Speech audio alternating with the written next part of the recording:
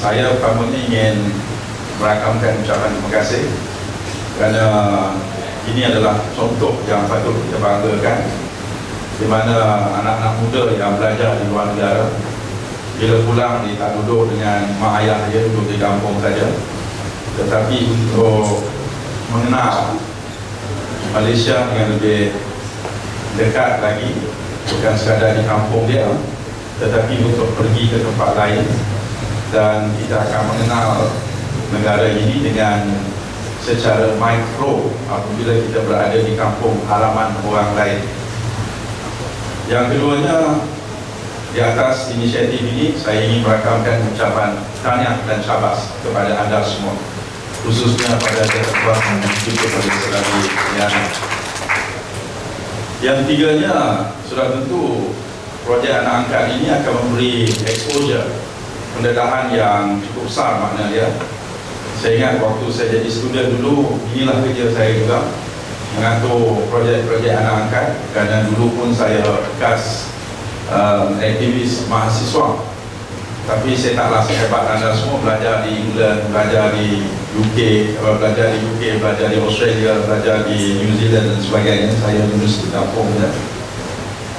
Tetapi daripada pengalaman yang saya pernah lalui itu, banyak perkara yang dapat kita pelajari dalam proses melaksanakan program ini. Kita mengenal kepimpinan masyarakat daripada berbagai peringkat.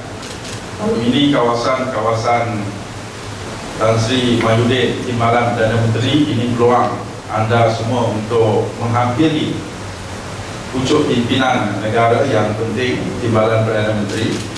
Tetapi di sana anda mengenali sistem kepimpinan masyarakat, siapa DO, apa itu JKK, siapa penghulu, siapa imam di kampung itu, dan seterusnya. Cuba menyelami apakah keistimewaan kampung itu dan apakah perkara-perkara yang menjadi masalah di kampung itu.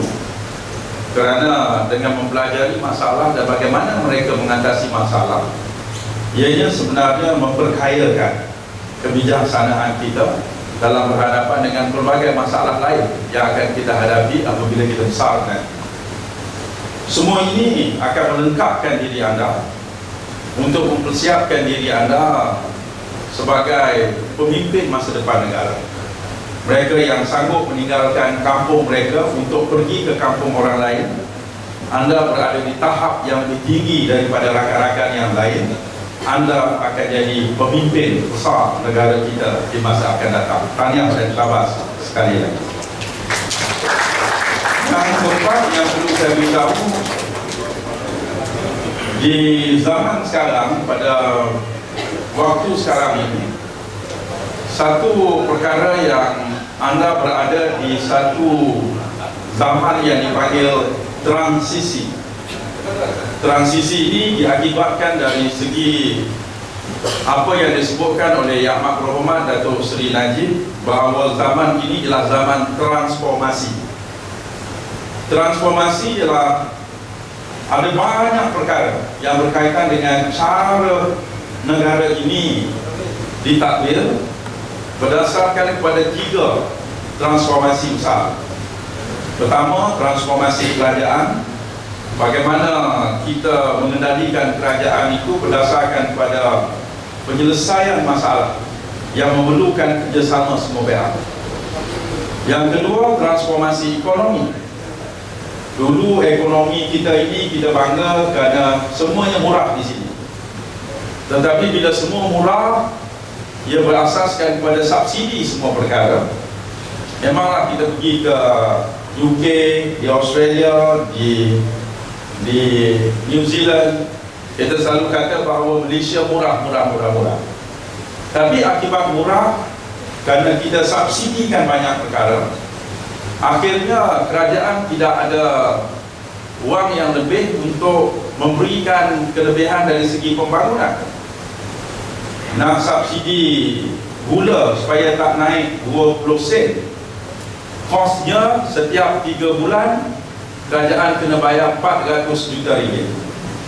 Kalau 6 bulan dah boleh buat sebuah hospital kecil. Kalau 1 tahun kita nak tampung 20 sen ni, boleh buat sebuah universiti besar. Jadi kita diberi pilihan nak supaya gula murah ataupun kita nak universiti yang lebih baik. Jadi sekarang ni kerajaan mengubah perkara ini, dan yang lebih penting sekali, akhirnya kita nak wujudkan satu suasana di mana sedikit mahal tetapi akhirnya pekerjaan lebih banyak, perkhidmatan lebih baik, dan yang paling besar sekali ialah pendapatan lebih tinggi. Supaya anda semua yang pulang daripada Australia, daripada Indonesia, daripada luar negara ini, seronok barang Malaysia murah, tetapi rasa kecewa apabila gaji doktor di Ireland, gaji doktor di UK adalah jauh lebih baik daripada gaji di sini, sehingga ramai yang tak mau pulang ke Malaysia. Dia kata lebih banyak wang besar, banyak dapat gaji kalau banding dengan barang murah, tetapi kalau wang banyak, pendapatan lebih, anda mempunyai pilihan yang banyak. Ini adalah transformasi yang kedua, iaitu kita nak tukar sistem ekonomi kita. Yang ketiganya ialah transformasi politik. Ini orang tak faham. Sekarang ni apabila akta universiti dan kolej universiti sudah dipindah tahun lepas, pelajar-pelajar semua boleh berpolitik.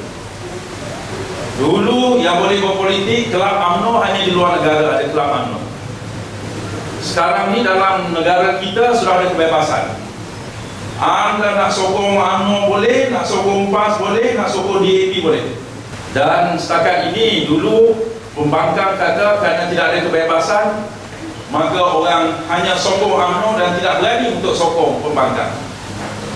Tetapi dalam pilihan raya kampus yang lepas telah menunjukkan apabila diberi kebebasan, hampir semua universiti-universiti awam dalam negara kita bila diadakan pilihan rayanya, kecuali tolak 1-2 universiti, semuanya dimenangi oleh penyokong-penyokong kerajaan seperti anda semua, kerana mereka adalah yang bijaksana seperti anda semua juga.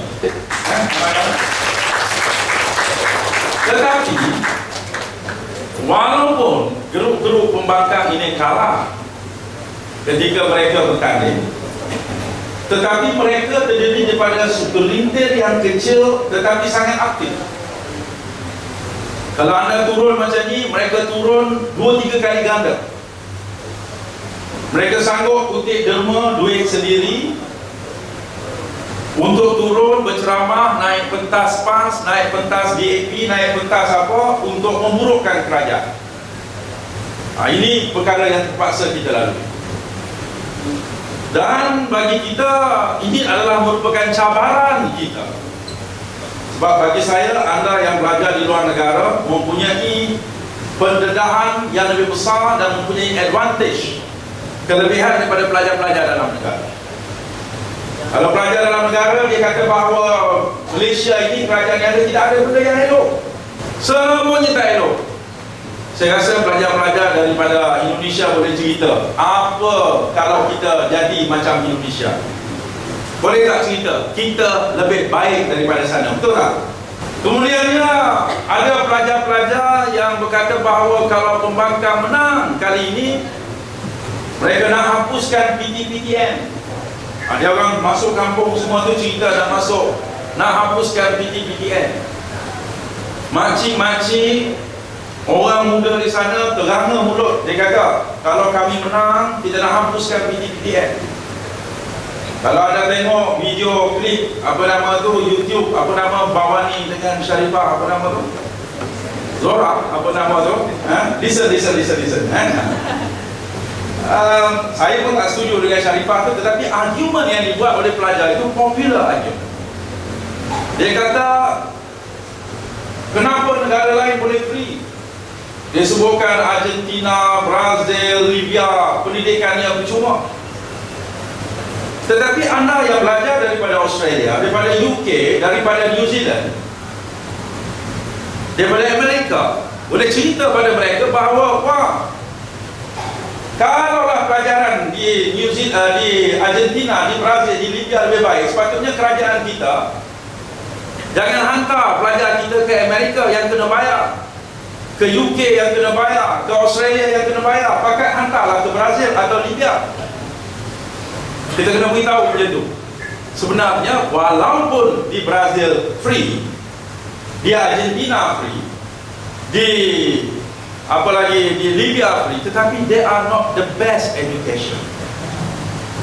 Libya kalaulah free itu bagus, orang tak gulingkan kerajaan Muammar Gaddafi yang bagi semua free. Kerana hidup ni bukan sekadar satu benda free, tetapi we want to have the best education.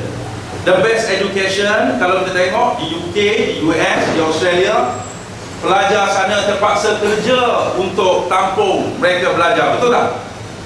Orang Amerika dia kena bayar. Dia sama ada dia sekali scholarship, dia kena pinjaman, dia bekerja untuk membayar pendidikan mereka. Betul tak? Anda tahu, sana pun tidak. Tak free. Ada negara yang free, macam Germany, Sweden. Tetapi bila keluar, mereka kena bayar cukai. Ataupun sekarang mak bapak bayar cukai, pendapatan mereka sehingga 40%. 40%. Kalau dapat gaji RM5,000, RM2,000 kena bayar balik. Apakah PTN yang kena bayar RM200? Kalau negara lain kena bayar cukai 40% untuk dapat. Jadi sebab itu bila anda berada di sana, pertama, tunjukkan sikap yang baik. Bila sebut orang kena UMNO, akhlaknya, hormat ibu bapanya, rendah dirinya, tidak angkuh kerana kami pelajar luar negara maka kami lebih pada yang lain. Tidak. Lagi tinggi pencapaian kita, lagi rendah hati kita. Kita tidak boleh ditunjukkan sebagai golongan yang angkuh. Yang kedua, anda berada di sana, tunjukkan bahawa anda adalah sebahagian daripada majoriti pelajar-pelajar sebenarnya, anak-anak muda kita bersama dengan kerajaan untuk membangunkan negara dan memberikan yang terbaik. Dan yang ketiga, kalau dengar desas-desus di sana, walaupun di kawasan timbalan Perdana Menteri, pembangkang ada di sana, andalah yang berada di barisan hadapan untuk menjawab kelemahan-kelemahan ini. Mungkin kerajaan kita ada kelemahannya. Kita tak kata we are perfect. Kita ada some weaknesses, but pembangkang is not the answer to everything. They are not the answer. They have a lot of problem among themselves. Bahas dengan DAP pasal isu kalimah Allah pun tak selesai lagi. Pasal mereka pernah memerintah di Kelantan berpuluh-puluh tahun, macam-macam problem mereka ada di sana. Don't tell me bahawa kalau dicakap, kalau dinaik nak hapuskan maksiat Selangor sudah selesai masalah maksiat di sini. Ataupun apakah nasib di kalangan orang Melayu di Pulau Pinang apabila mereka diberikan kesempatan untuk memerintah. Banyak perkara yang boleh anda cakap dan cerita dengan keluarga angkat dan mereka yang berada di sekeliling anda. Tunjukkan timan yang baik, buat pemeriksaan kesihatan. You must be seen professional sebelum profesional yang sebenar. Membuat kerja-kerja, membantu, menolong, kerja gotong royong, anda buat dengan ikhlas, bukan kerana ada kamera nak ambil gambar semata-mata. Yang penting keikhlasan itulah yang akan menyerap masuk di dalam keluarga, tempat dan kampung kita berada. Saya ucapkan selamat berkhidmat, selamat maju jaya, selamat menimba ilmu, dan selamat berjaya di dalam pendidikan anda semua. Sampaikan salam saya kepada keluarga angkat dan keluarga anda semua apabila pulang nanti. Selamat maju jaya. Sekian, wabillahi taufiq wal hidayah. Assalamualaikum warahmatullahi wabarakatuh. Dengan lafaz Bismillahirrahmanirrahim, saya melancarkan pemergian My 8 KULN bagi Pagoh Johor pada hari ini sehingga 10 Februari. Sekian. Okay, one more. Okay.